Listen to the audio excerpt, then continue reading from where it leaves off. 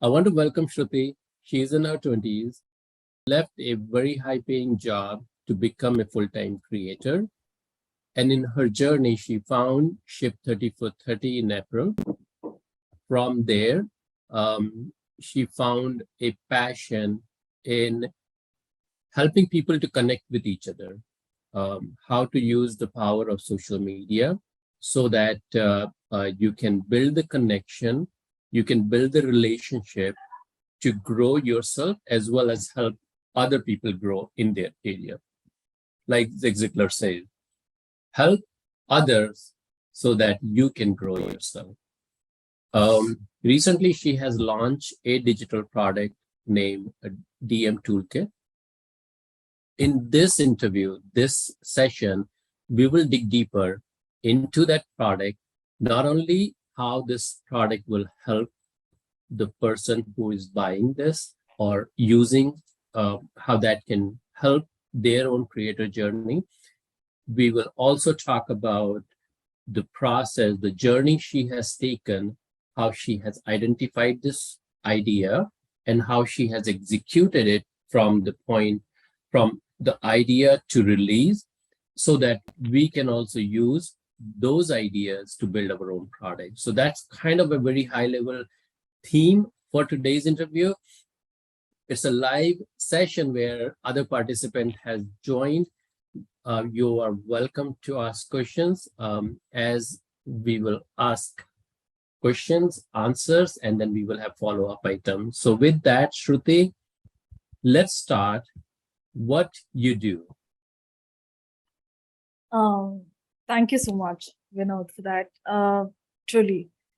So what I currently do is I coach first-time entrepreneurs or first-time solopreneurs to kickstart their business via building their genuine tribe around them or genuine community around them. And of course, like to tap into their story if they want. I also help them in content strategy and stuff like that.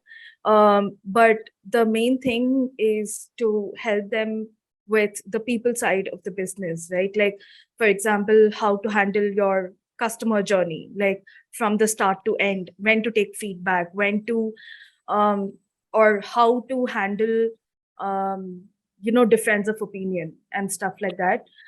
Because that becomes very crucial for one-to-one people who work in one-to-one businesses, right? Like freelancers and creators and stuff like that. So this is what I coach people in as of now. And of course, so meeting people in social media is a huge part of it. And I thought that the DM toolkit will be a good fit into the puzzle, which is why I also got ready to launch it last week. Yeah.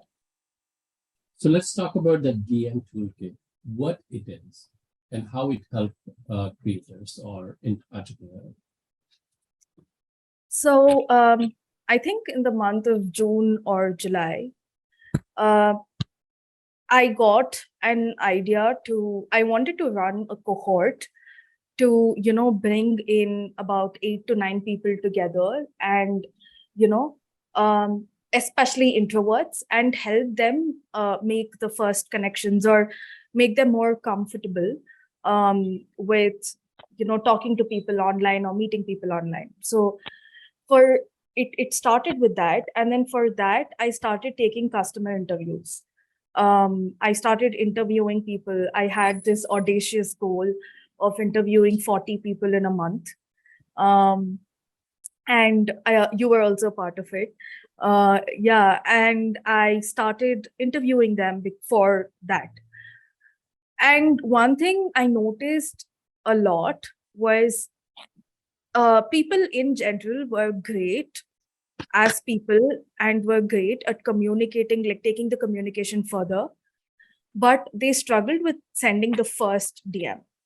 Either it was imposter syndrome, or they sent the DM and they never got responses. They did not know how to do it. So they sent about 2 or 3 to people without getting response. And then they just got, they got frustrated and they left the whole thing altogether. Right. So these were the two scenarios. If one was imposter syndrome, and the second was they sent DMs and they never got responses. Um, so this pattern kept repeating and repeating with people.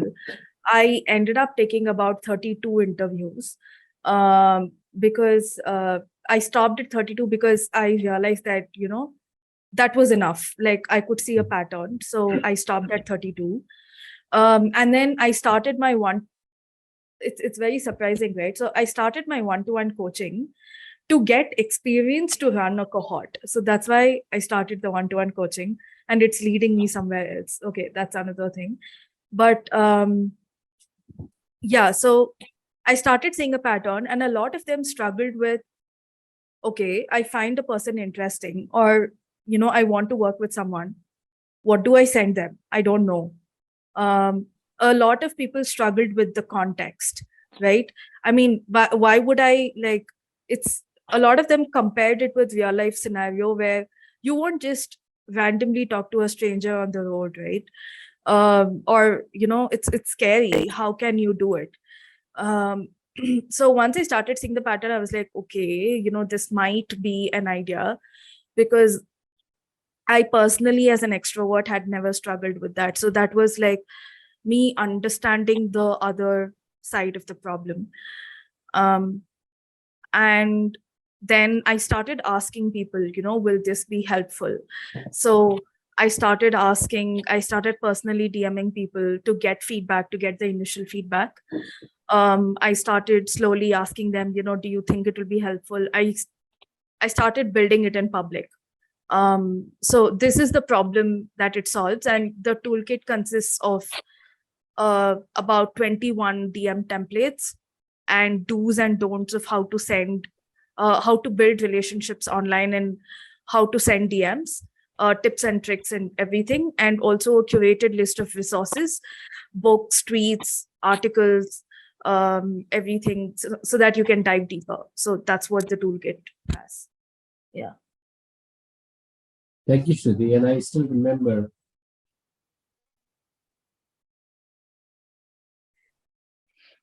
I love like your organic journey, of what you explored and then what happened, and you allowed that to flow. That's beautiful. Thank you so much. Yeah, um I used to think that I'm just, just closing my eyes and going with the flow. But now looking back, I realized that, I mean, my brain was doing a lot of the work subconsciously, somewhere it was just taking me down a journey. Sounds very philosophical, but yeah, just surprised where I ended up. But, yeah. and I still remember our interview where I was showing you some of mine, and there was somebody I really like. His name is Zach, and I sent a hi, and you helped me make it more meaningful reply. And even though I've been talking to him for almost 4 or 5 months, my message, the next message that I was sending, it was just hi, and you helped me with some of the tip that I could use to like go to his feed and see what's going on in his life, and then send a message which is more meaningful. I catch up something that you wanted to do your cohort, and instead of doing that, you decided to do 40 interviews, or and so I know, Su Young, you also wanted to do a cohort after April. Are you going through the similar journey? I think in the same vein, I'm very much trusting my, I don't know if you'd call it flow or hunch, I'm really like starting Ship 30 for 30 and meeting all of you. I realized how powerful this community is and the feedback that we get. So for me, like my trajectory has been so interesting. I started out writing about kind of coaching and parenting and all this stuff. And then I kind of honed into everyday travel mindset, right? It's just a way to, no matter where you are, be who you are in that mindset of being a traveler, which is like open and curious. But then that actually took me into more quantum jumping. And quantum jumping is using meditation and visualization to kind of imagine the multiverse, like you in all your different forms, and how you can access the information from your highest self. So that's where I'm at right now. I already use that in my coaching. I use a multiverse theory for people to realize every choice they make is, towards their potential or towards their personality, which is the past.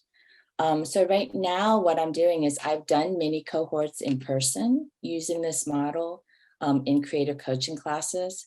So I'm at the point where I'm kind of honing, like, I guess, your interview process, Shruthi, like I'm doing that in person and then kind of building, how do I want to do this online? So absolutely, cohorts, community, these kinds of sessions are like the bread and butter of my passion, so that is definitely something I want to do. And still using writing as a medium to explore, but it's not the end.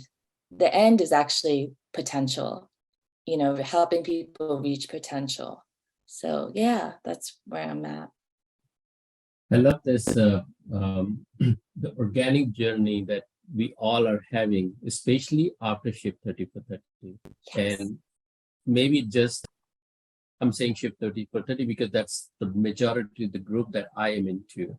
But I'm seeing these examples that what we decided 6 months ago is organically tweaked to something completely different. But Yeah. But as Shruthi, you said, you use all the inputs, all the feedback, and you dig deeper into those feedback with these 32 interviews or free sessions and your coaching. You use them to signal you what to do next, like next step, not the next North Star. So that's amazing. With that, I wanted to ask, so you find a problem that people are hesitation, or the problem is the first interaction and then ongoing interaction, right? And that's, so from that to deciding the toolkit, was that a click, or you took a couple of other steps before you deciding that this is the toolkit that will solve this problem and this is what you want to work on? So online communication is like, at least in my head, I see it as a life cycle, right? How to find the right person, then you DM them, then you jump on calls with them, then you maintain that relationship. And that relationship transforms into multiple things over the span of your friendship, right? I initially wanted to write a book on the whole life cycle, basically. Okay. And then I realized that I'm this super impulsive person who just dives deep without thinking too much and goes 150% and just like burns out.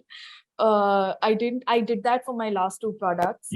I didn't want to do that again. So I'm like, okay, let me just dissect one piece of the life cycle, which is DMs, which is the most important thing. And then I thought of, again, there was a lot of thought process behind how do I make it reach to the right people? Because see, templates, when people talk about templates, there is always also a bad connotation associated with it. I did not want people just to copy paste the same thing instead of putting their, sorry to say, but brains into it, right? Like, because DMs are such a personal thing, and I did not want it to be misused. So I had a lot of those kind of thought processes. And then again, I talked with a couple of friends, got feedback, and then they mentioned that make it clear in the toolkit itself that this is not for copy pasting, right? This is not for copy pasting. These are just like starter points for you to give inspiration to send the first DM. It is on you how you continue the conversation. It is on you to, if you want, you can mix and match use cases and, create your own thing. It can be anything, right? So this is, and probably you won't even need this toolkit after a couple of times of sending DMs, because you would have gotten used to it. So I then decided that that's all it was meant to be, to reduce that friction. That's it. Nothing else. So that's how I came into this particular thing. Yeah, it was a couple of iterations before more than iterations, it was just a lot of overthinking in my own head before, deciding on that particular product. Yeah. And last question on this. What was the process to pick DM or DM toolkit? Is the problem that you should solve out of all the different life cycle problems?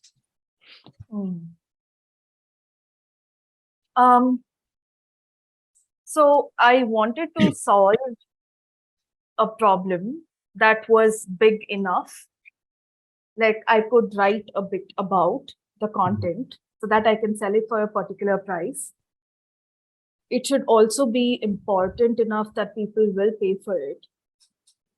And I mean, I should be able to develop it further if it is successful in the future.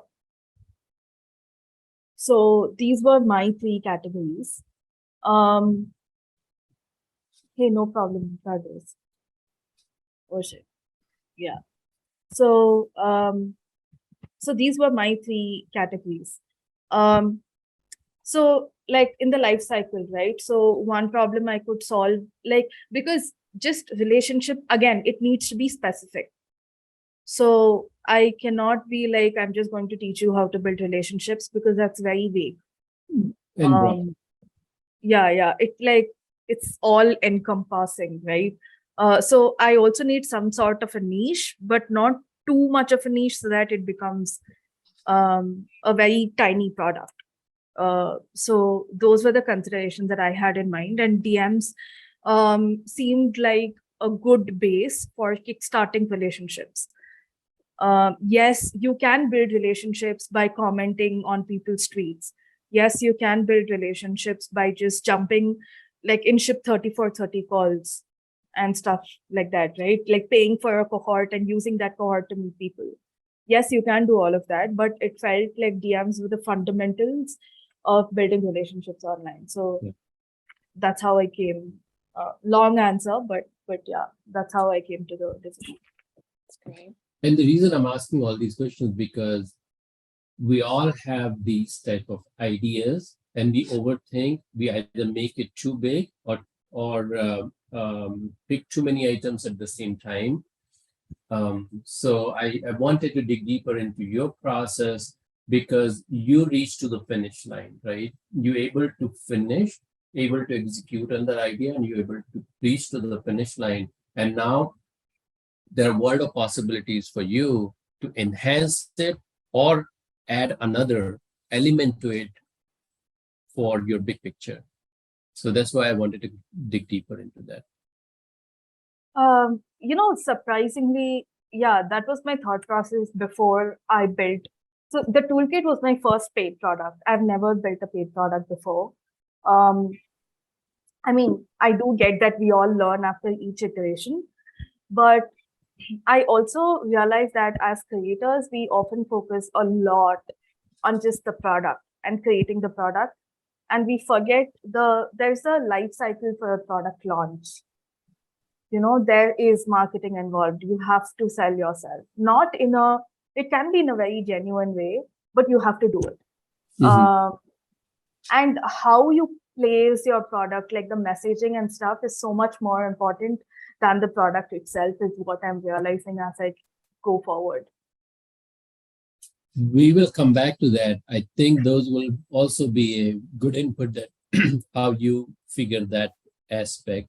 Before I go further, Suyang, do you have any questions on this?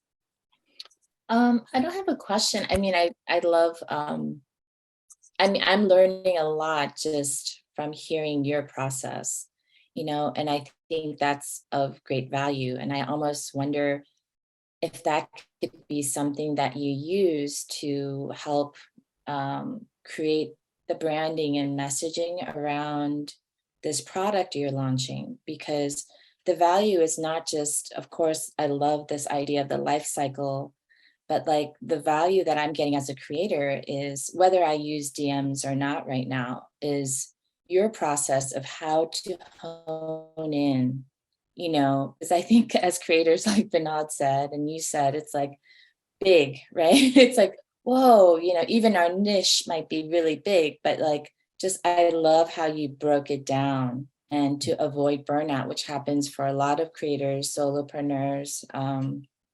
Yeah, I really resonate with your process. And I think that in and of itself is maybe another value that you could offer, or a value that you kind of cloud around this beautiful toolkit you've created. Because, for me, like when I'm going through the tweets, it's like when people share process, that's huge. Yeah, sure, I would love like the thread on like the best, Twitter templates and all of that. I save those to my Notions, but what really I delve into is creators who share process, because I think that's the most helpful for me. Yeah. Yeah, I yeah, love your yeah. process. Thank you so much. And I'm just noting it down to try to tweet on it sometime this week. Cool. Yeah. Okay. Thank you, Suya. But again, right? Like, I was just telling to Vinod the other day that it's all like pieces of a puzzle when it comes to a product launch. There is a process of finding the right product. There is a process for, yes, like marketing it. There is a process like for finding the why of a product. Sometimes I think we are just too much in our own head that sometimes we just create the wrong things. So yeah, I think it's like pieces of a puzzle, if it makes sense. The even the process, I'm saying. Yeah, absolutely. There's this, I will share it with you once I remember. There's someone in my Twitter community who has this great creating audio courses online, and they have a template, and you kind of put your stuff on there, and then it's for sale. And I'm sure there's, some contract, but it's really nice because it's not like you have to create this huge, e-course, right? It's you kind of sharing what you've already understood or you've learned, and then launching that. And I think your process is definitely a course that like I would be interested in. That's interesting. Yeah. Now you've got me thinking. Yeah, I'm going to think about it now. Yeah, definitely. And that's Thank you so much. exactly where we are next. That's exactly where we are going next. So far, we talk about who Shruthi is. We talk about how did she come up with this idea of DM ToolKit.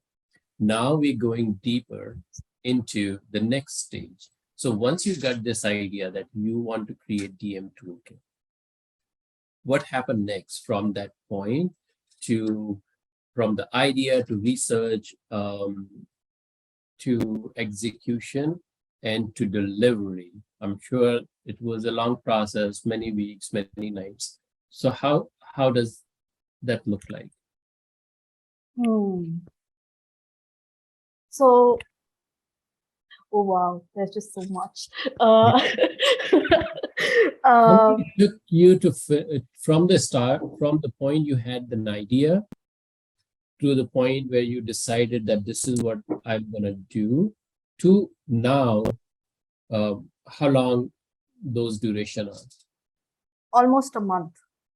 Okay. And I did this purposely. I mean, I wasn't continuously working on the product, totally for the product, and just writing the templates and getting the resources and everything. I wouldn't have taken more than 12 to 15 hours for sure. But I wantedly took that month because, okay, so I would have to take you to my first product. Okay. Okay. That was, I created it when I was in the last week of Ship 30 for 30. And it was a 22-page guide on how to form online relationships. Okay. And I wrote the whole thing in 3 days. Didn't tell anyone. I just got an idea today and I worked continuously for 3 days. Like I wrote it for 2 days and I edited it in 1 day. Basic editing, I didn't even read it through. All I wanted was to just put it out. Okay. It was good and it was bad because in the first week I sold, even though it was a freebie, I sold 47 of it in the first week, which is what kind of gave me the confidence that, okay, I am going in the right path. But, I didn't even put it out to my email list or Twitter or something. And I was just DMing everyone. Okay. Hey, do you think it will be helpful to you? Hey, do you think it will be helpful to you? Which was bad. It was, I cringe at myself when I see that, Shruthi, but it taught me a lot. And I earned $47 because people were just tipping me. That was just so cool. So I learned from that, and then I created my second product, which is a 5-day email course. So I was like, I'm not going to do it in 3 days. Let me take 1 week. 1 to 1.5 weeks is what I took for it. But I had not really built it in public. So I had not, I did put out a couple of tweets before releasing the product, but not much. Probably 6 or 7, hey, I'm doing this, I'm working on the design. So to just let people know what I'm working on.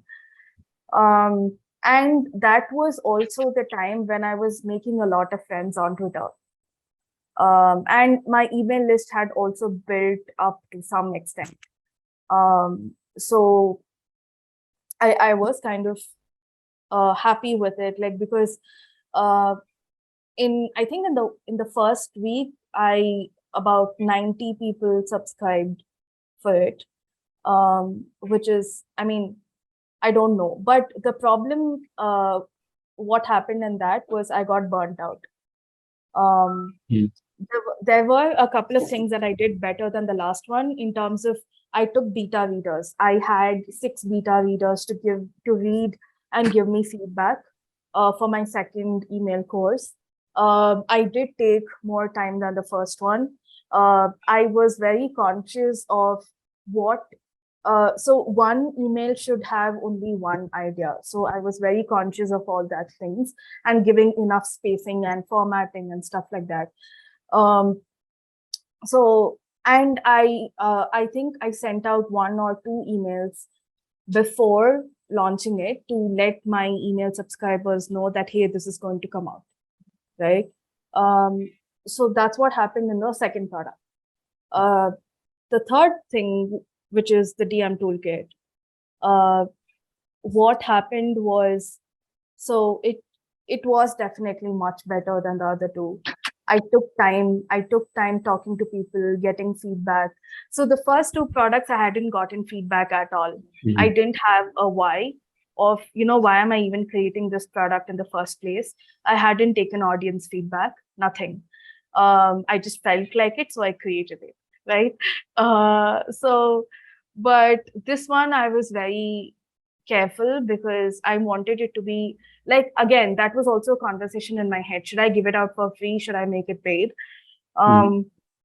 And then I just decided to make it paid just to see what happens. Like, you know, will people even buy it? Like, what is the quality of audience that I have, right? So I purely considered this as an experiment.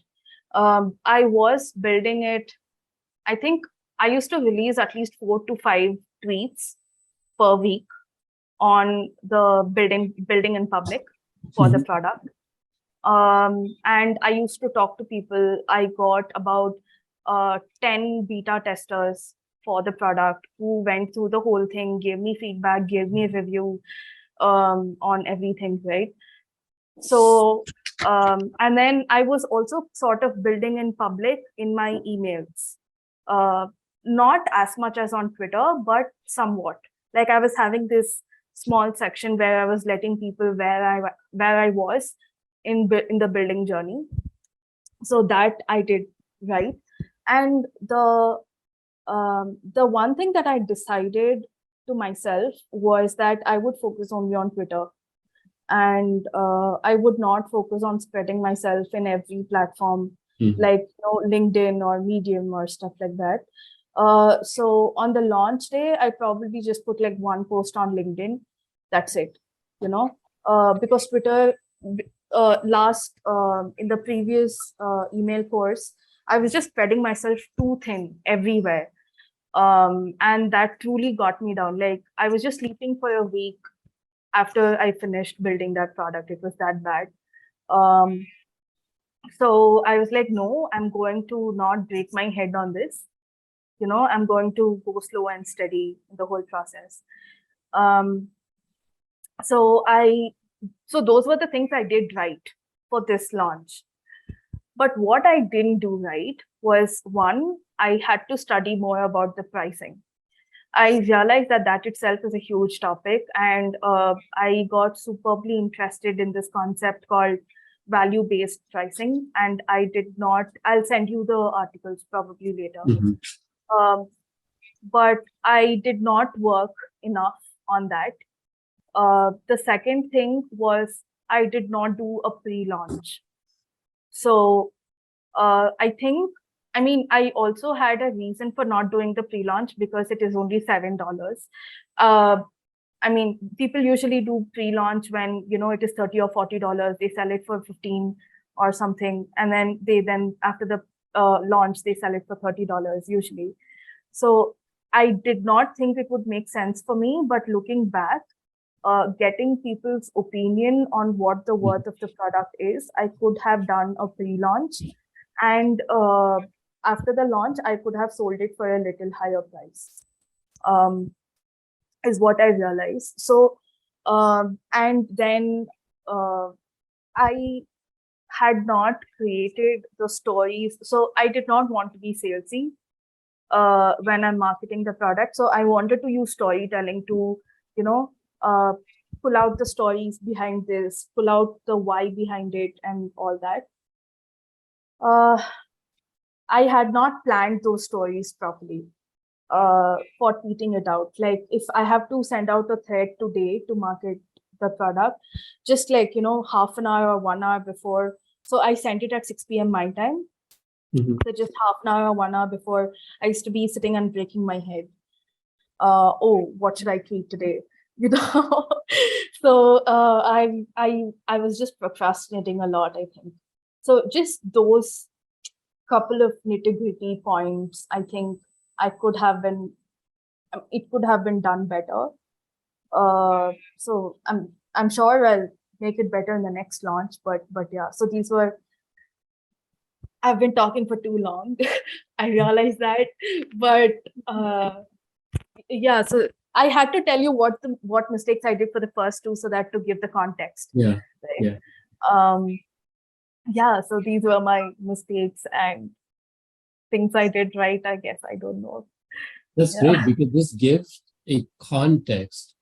And again, as we are going through this journey part, this gives context to how did you come up with this. And then people who are in the similar type of journey, if they learn this, if they follow this, your organic process and how you're building bricks by bricks, that's what works rather than just sitting there and planning for something humongous, right? So Yeah.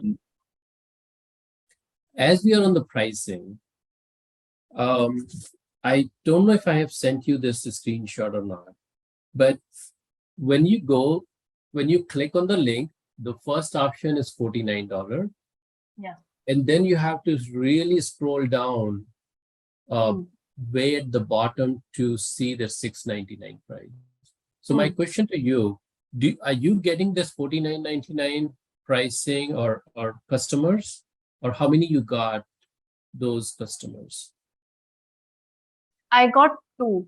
Okay, so you getting that. Because what I was saying that some people may just see this and never scroll down to find out there is a cheaper version available. Okay, so thank you for I didn't know that. Thank you for pointing that out, because when you go to the website, right, when you open it in your laptop, Then you have two options. yeah, on the side. Yeah. And you click on that, the $6.99 one, and then you see the $6.99 one. Yeah. Apparently, it's some psychology thing that the first thing that you see impacts you more than the second thing. So I was like, let me just try it out, let me just try putting the $49.99 first. But thank you for letting me know about it. I'll go and change it today.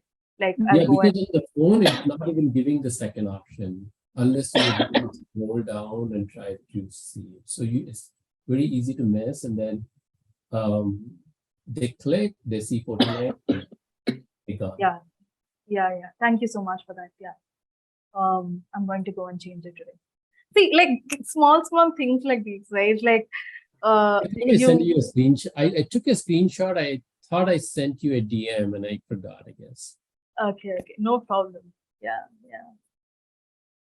So I want to go to another level on this, which is like goal setting and time management on this specific thing. But before I go there, Suyang, I wanted to give you an opportunity if you have any question.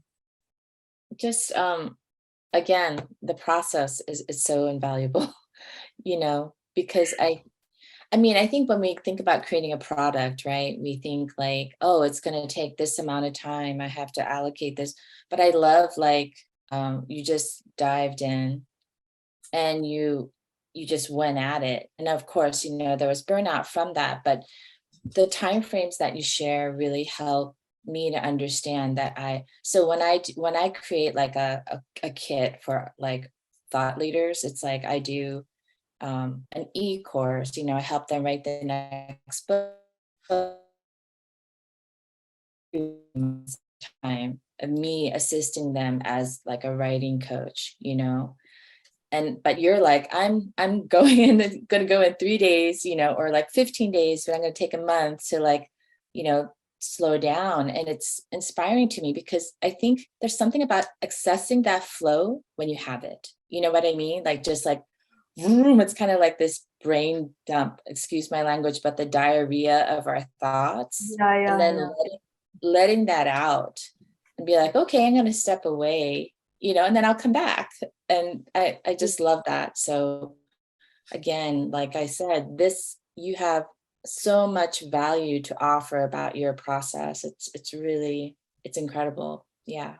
Thank you so much, Suyang. Probably like I'll release one more product in a month or something, and then see, because I'm also experimenting with things, right? On the flip side, I was in that brain diarrhea phase where, I was just putting everything out. On the flip side, yes, the burnout was one detrimental factor. But the second thing was the quality was bad. The quality of the product that I put out was bad. And I'm not a perfectionist by any standards, but it was like the first ebook, it was riddled with, grammatical errors and mistakes and stuff because I just had not taken time to fine tune it.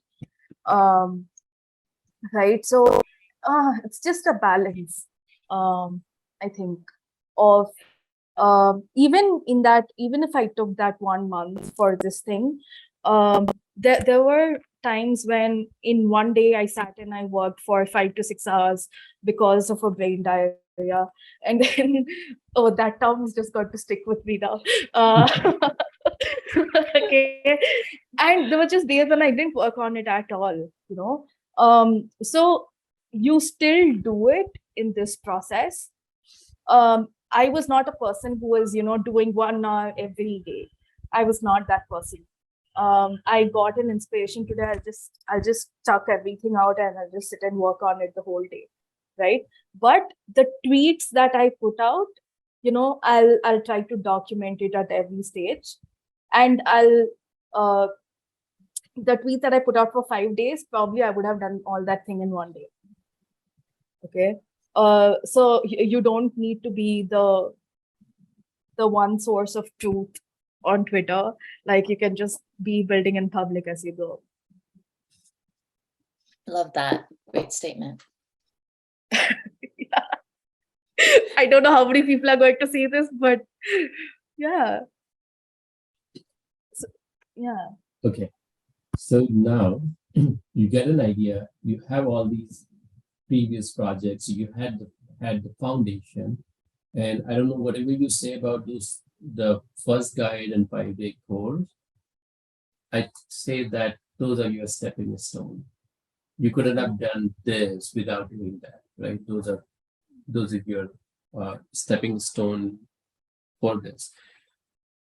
At this point, you have this idea, you want to do this.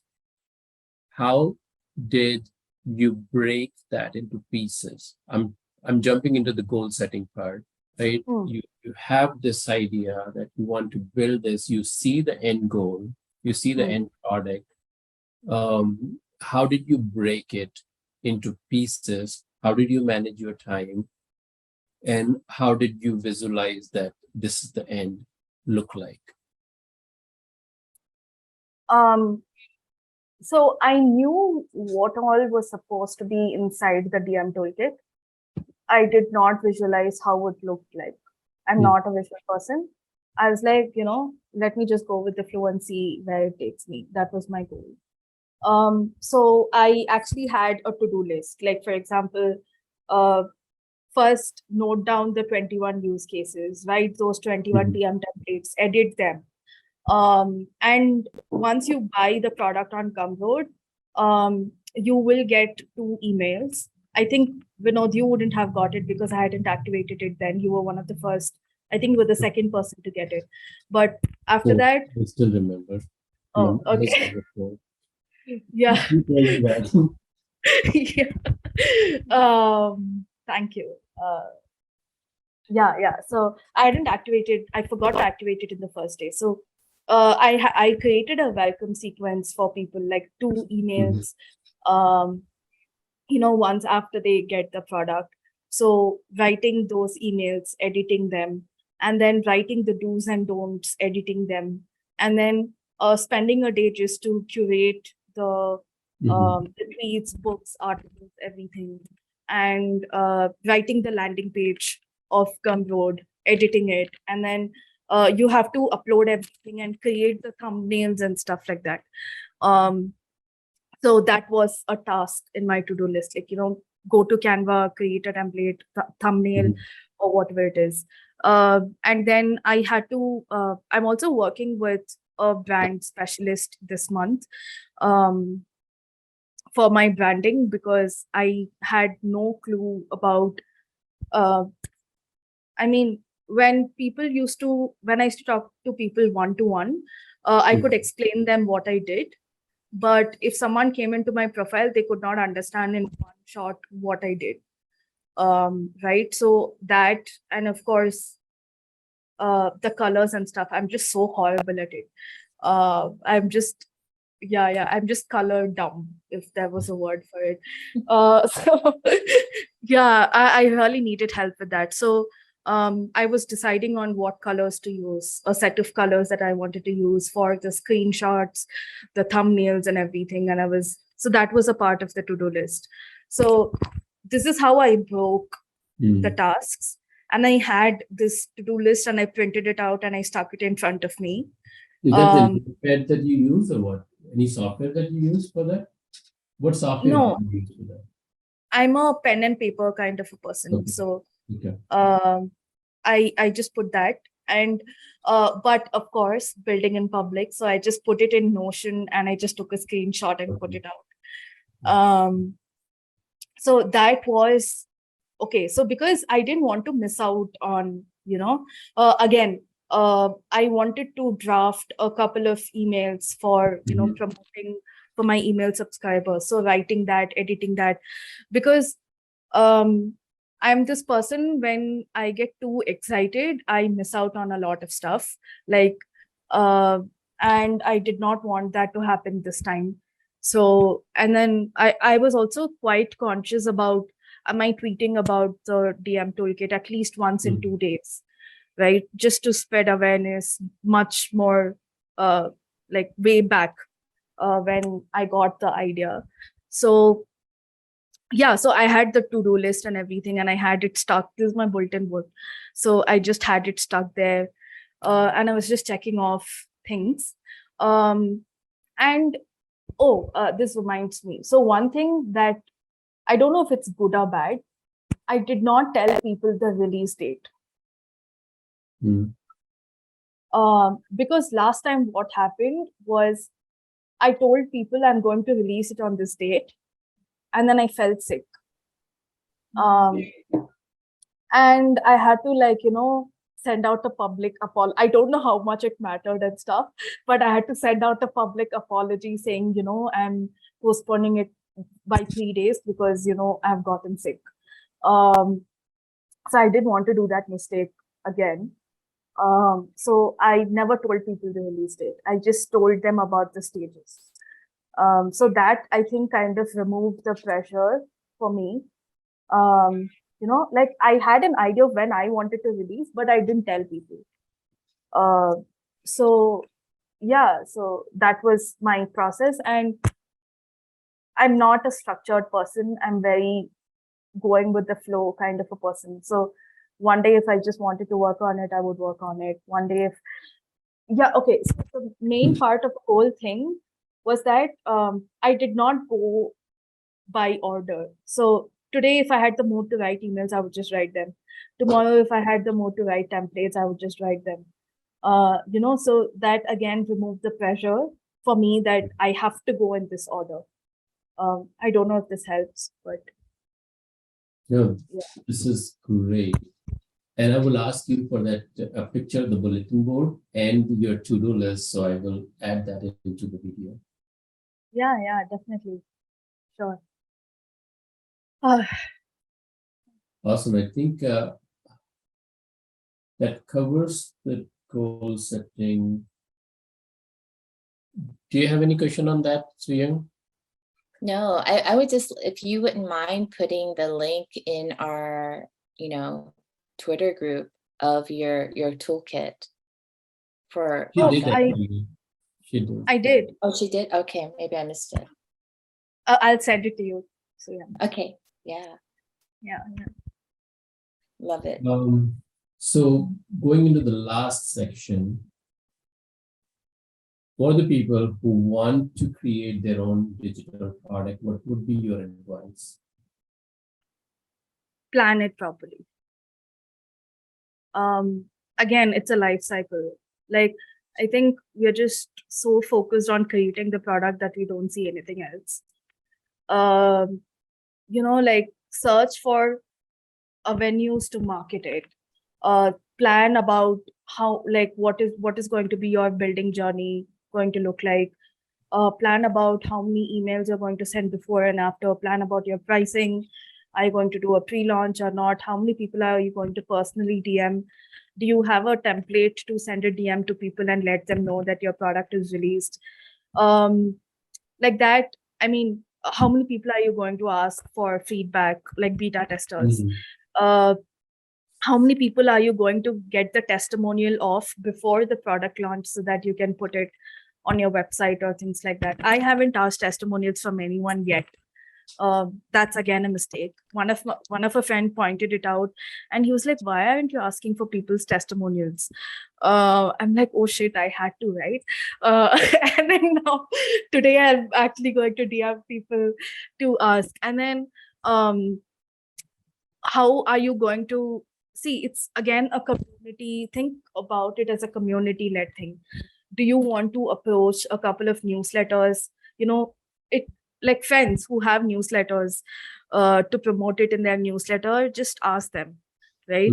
um, I asked Kevon Shung and Kim Doyle to promote the toolkit in their newsletters, and I think yesterday Kevon's newsletter went out and I got a couple of sales from it. I was just so happy. Yeah, so you never know what's going to work. So and you don't have to do all the work. So you can ask people to help you out, to promote it and all that stuff. Even if you want to ask them for a public testimonial where they tweet about it, so on my launch day, I asked, I think, a couple of my friends to be ready to quote tweet um my launch tweet, right? So small things like that. Just prepare the whole thing and keep, because on that day you'll forget. You'll just be so excited or overwhelmed that you'll forget a lot of stuff. Well, you talked about, that you have these 2 products before that you offer for free, right? Two Suyang, products before the toolkit. I can't hear you. Your voice is breaking. Can you hear me now? Yes. Okay, sorry, my internet is wonky.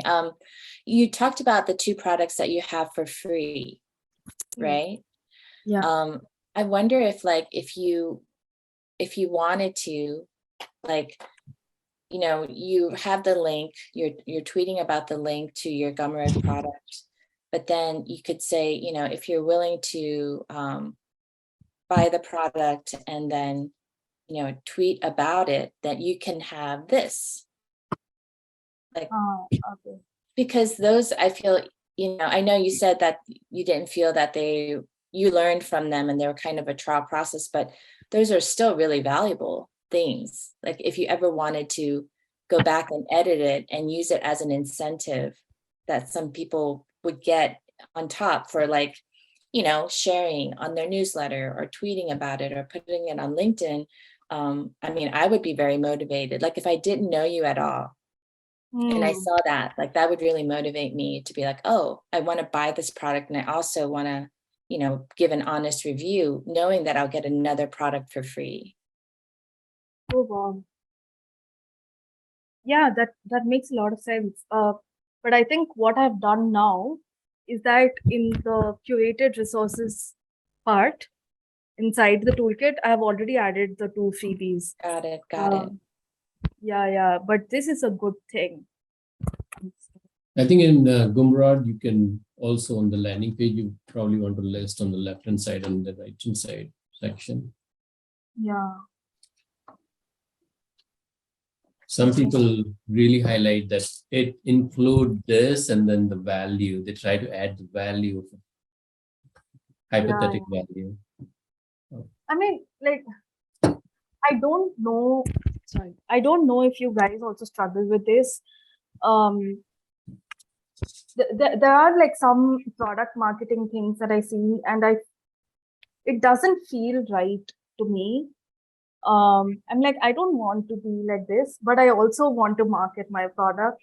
And half of the time I'm just, so confused. I don't want to be salesy and spammy, but I also know that the toolkit will help people. It's just in a very weird position. Do you guys also suffer something like this in your experience? Yeah, I find that I really avoid the whole salesy thing, but I think there are out of the box ways to market yourself that will stand out.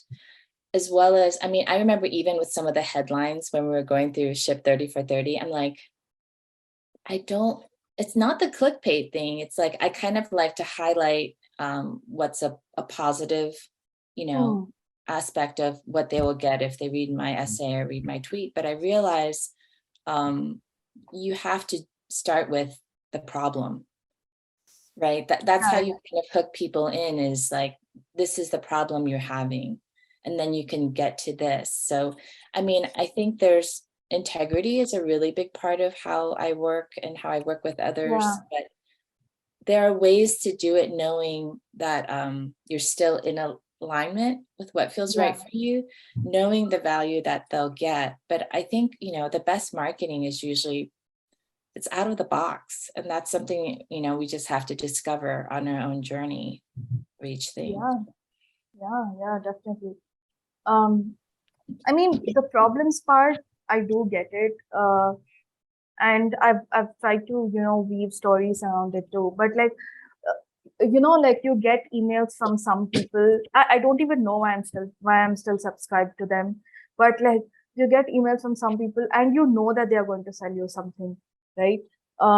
Even if it is camouflaged in problems and stories and stuff like that. I'm like, I don't want to be like them. But I'm like, but who else will market it if not me? So it's just like a very weird place to be in. Yeah. It came from it. Go ahead, Steve. I think with emails, one thing that I find to be very powerful with email marketing is, even if I do not buy their course or I don't buy their product, is that there is value in that email in and of itself, just in that body of that email. So I've written newsletters for a lot of different people, and I have my own newsletter that's very like literary / coaching, but it's not, you really have to give them a value when they open up that email. So that first email they give you, I want to know, what am I getting from this email? Like, give me a tip, give me, for this day, a mindset and something actionable. Then you actually have that person opening up more of your emails, and you're giving them something. Like, for that time they spend in their huge inbox, you're like, here's what I can give you. So for me, value is the measuring stick of what I'm offering, even if it's something as quick as an email or a DM or a tweet. I want to offer something of value. And then there's a relationship built, even if it's just in their mind, Yeah, definitely. Thank you for that. I'm just rethinking of, I mean, you were speaking about the process and, the whole process from ideation to the end point. I don't know whether there's an end point for this, but you know what I mean. right? If because when I was researching on marketing, I did not see genuine marketing at all, or I don't know whether I was looking at the wrong place. So if I could create something for people to launch products in a genuine way and market them in a genuine way, that would be really good, because I didn't see that. If you guys have seen it, please send me resources. I see, like, they just keep talking about either paid advertising or spamming people with emails, 10 emails before the launch, 10 emails after the launch. I'm like, oh, it feels very icky to me. So when you were talking about, putting value and not being salesy and being genuine, I was just thinking about your other idea also. I think you and I should talk. Oh, sorry. I think we could put our brains together for that product. Oh, for that product. Oh, that would be so cool. Yeah, because that's something I love. Oh, 2 days. Oh, 2 days. I'm going to work on that. I have a question on that, but before that, are you connected to Ayush? Yes. I feel like he writes some good content. I'm not in marketing, so I don't really go deeper into exactly what he shares, but I feel like he does some. But I wanted to bring this. So within this time frame, Suying has shared two product idea, right? One is a product on your journey and process to create this DM toolkit, and then second one she just suggested. My question: there are many things that we all have done. I have started a YouTube channel, then I have gone through my own writing journey and couple of other things. So, but every time I try to tell myself that there are other creators who are writing about writing. And I think half of the people, or maybe 70% of the people who does Ship 30 for 30, they start teaching other people how to write. Isn't that a distraction for, let's say, I will take me for my career growth related topics, and for you to build relationship related topics? If you start creating the process and how to build the product, which is great, right? You have the real life experience, but then will that be a big distraction to what you're doing? So, I mean, I'm just telling you my thoughts from the I'm just telling you my thoughts from the top of my head, right? So what I do teach people is how to make connections and relationships in a genuine way, right? So even if I do create a product on, or something on How to how create to, yeah.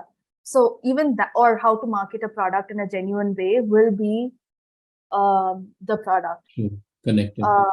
Yeah, so it is connected in some way. And the second thing is that I don't know if whatever I'm doing today I'll be doing for my life. I like it will be probably months or years, or I don't know. I truly love what I'm doing now, but I don't know if that's what's going to happen in the future, right?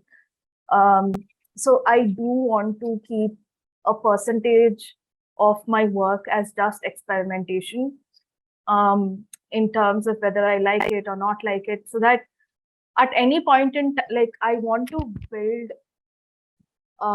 passive interest around me, so that at any point of time, if I don't like this, I can jump into another thing.